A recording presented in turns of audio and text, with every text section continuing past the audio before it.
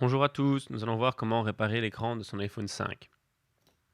Chez MacManiac, nous disposons de deux types d'écrans. L'écran complet assemblé et l'écran non assemblé. Si vous avez opté pour un écran non assemblé, nous allons voir ensemble comment récupérer le bloc haut-parleur ainsi que le bouton Home. Pour ceux qui ont acheté un écran complet assemblé, nous vous indiquerons quand passer directement à l'étape du remontage.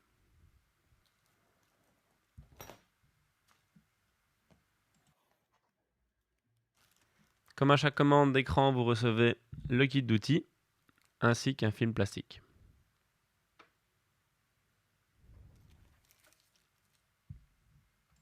Étape 1, ouverture de l'iPhone. Veuillez tout d'abord éteindre votre téléphone afin d'éviter tout problème lors du redémarrage de celui-ci.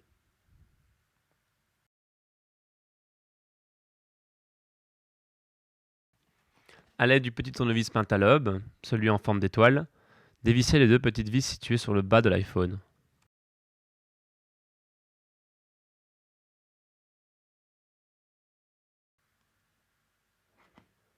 Ensuite, à l'aide de votre ventouse, créez une ouverture afin d'y glisser la spatule en plastique. Passez la spatule sur le contour de l'iPhone afin d'ouvrir l'écran.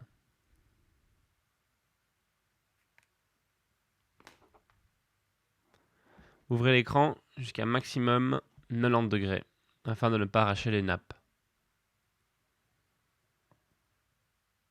Étape numéro 2, démontage de l'écran. Vous pouvez maintenant dévisser les trois vis situées dans le coin supérieur droit de l'iPhone afin de retirer la plaquette métallique qui protège les nappes de l'écran.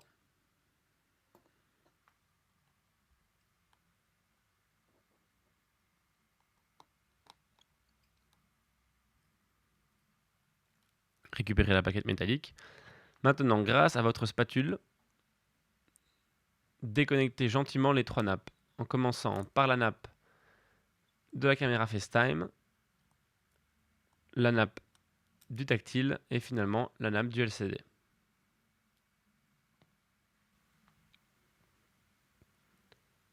Étape numéro 3, récupération des éléments de l'écran.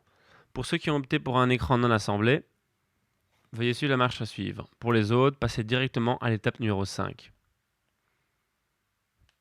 C'est ici que nous allons récupérer le bouton Home ainsi que la caméra FaceTime et le bloc haut-parleur. Nous allons commencer par récupérer la nappe du bouton Home, dévisser les deux vis et récupérer la plaquette du bouton Home.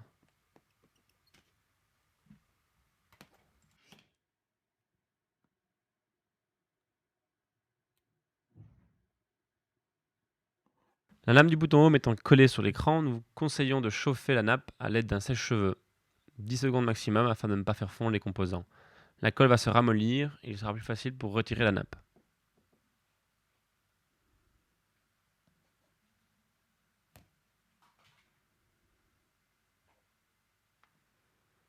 À l'aide de la spatule ou d'un cutter, décollez gentiment la nappe.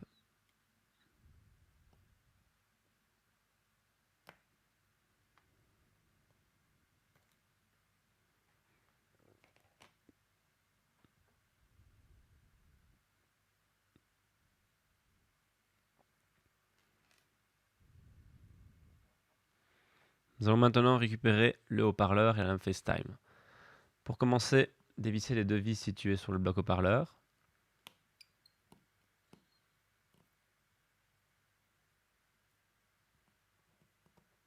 Vous allez vous retrouver avec deux pièces, le petit cache métallique qui protège le haut-parleur ainsi que le haut-parleur.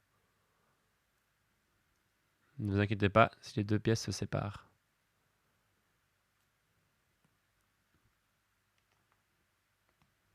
Voilà, elles se repositionneront comme ça lors du remontage. Maintenant, vous allez retirer les 6 vis qui sont situées sur la plaquette métallique.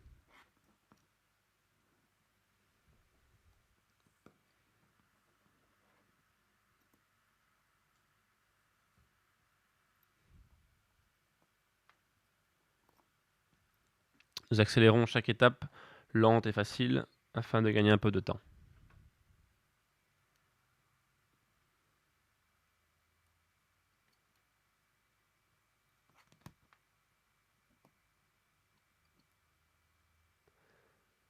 pouvez maintenant récupérer la plaquette métallique en la soulevant simplement.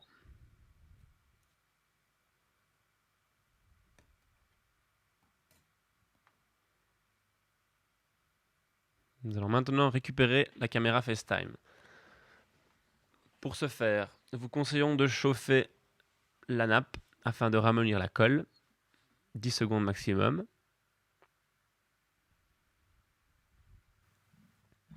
Maintenant, à l'aide de votre spatule, décollez la nappe, en commençant par le coin supérieur droit. J'insiste sur le coin supérieur droit afin de ne pas amocher les différents capteurs qui sont situés derrière la nappe. Vous pouvez maintenant enlever le micro de la caméra FaceTime de son encoche. Et nous allons récupérer cette petite pièce noire. Cette petite pièce se remettra lors de la repose de la caméra FaceTime. Maintenant, nous allons récupérer le bouton Home. Avec votre doigt, poussez le bouton Home. Celui-ci est collé sur le châssis. Et replacez-le dans le même sens sur votre nouvel écran. Faites attention que celui-ci est bien droit.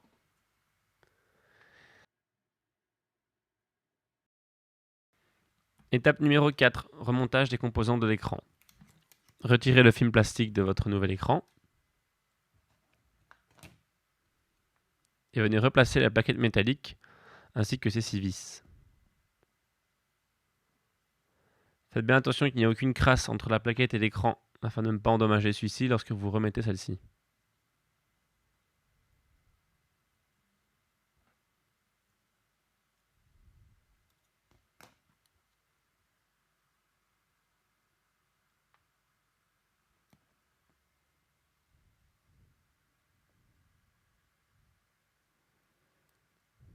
Replacez toutes les vis.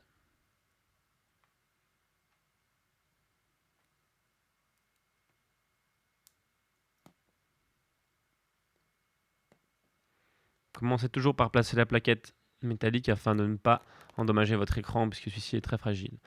Nous allons maintenant repositionner la nappe du bouton Home. Remettez d'abord les 2 vis et puis ensuite nous allons la recoller.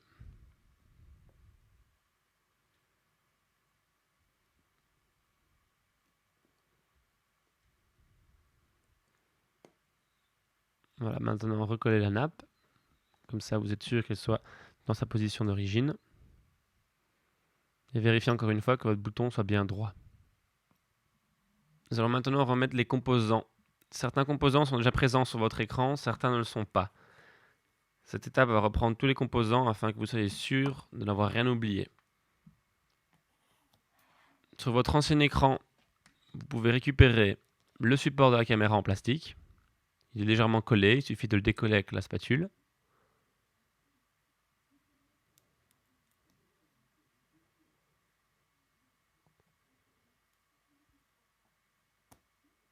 Vous pouvez récupérer également le petit cadre métallique du capteur de luminosité.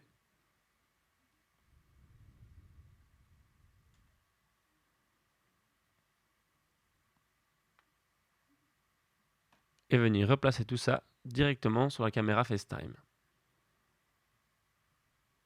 Alors bien souvent, ce petit support est déjà présent sur votre nouvel écran, mais s'il ne l'est pas, veuillez replacer directement le support sur la caméra afin que la caméra se mette dans une bonne position. Il y a des petits ergots, c'est impossible de se tromper, il suffit de bien le remettre afin que celle-ci ne bouge pas. Maintenant, nous allons replacer le petit cadre métallique autour du capteur de luminosité.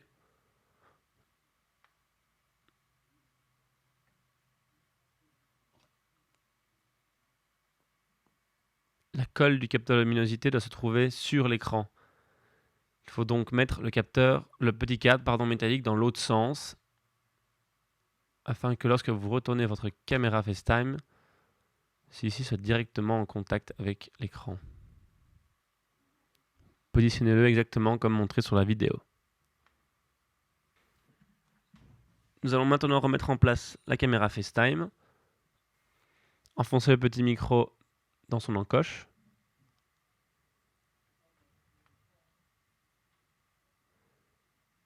Et repliez maintenant la caméra FaceTime. Faites en sorte que les capteurs de proximité sur la droite soient bien dans leur position d'origine. Et nous allons maintenant remettre la petite pièce métallique qui était sortie lorsque l'on avait défait la caméra FaceTime.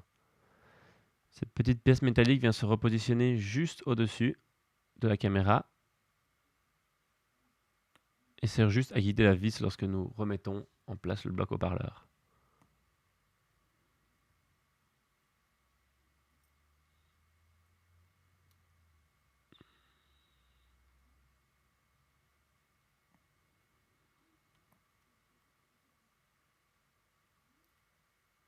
Remettez les deux petites vis du bloc haut-parleur.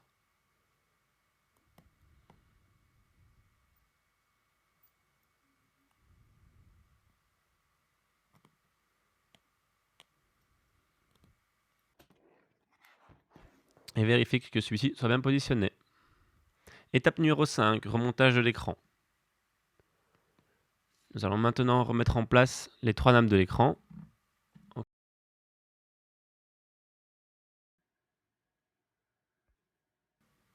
Commencez par remettre la lame de l'écran.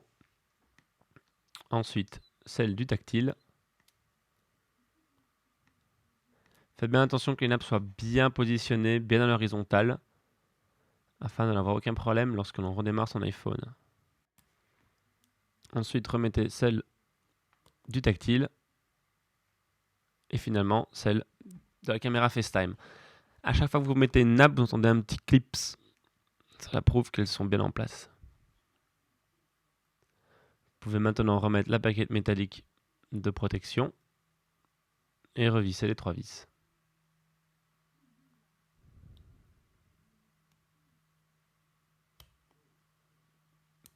Petite particularité avec ces 3 vis, celle à l'extrême droite n'est pas aimantée. Sur la vidéo, elle l'était, mais bien souvent, il faut s'y prendre avec une pince afin de la récupérer.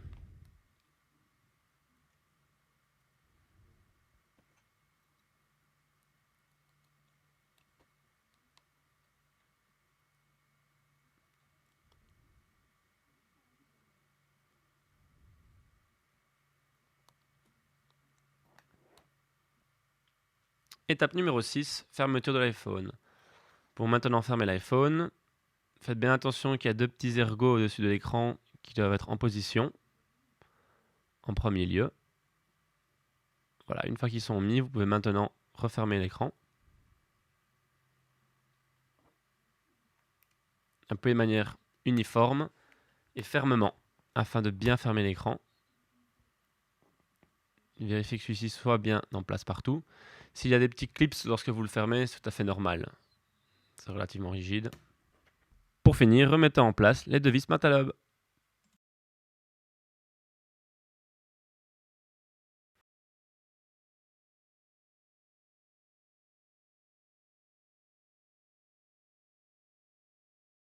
Vous retrouverez tous nos produits sur www.macmaniac.com. Checkez le lien de la vidéo, il y a un bon de réduction.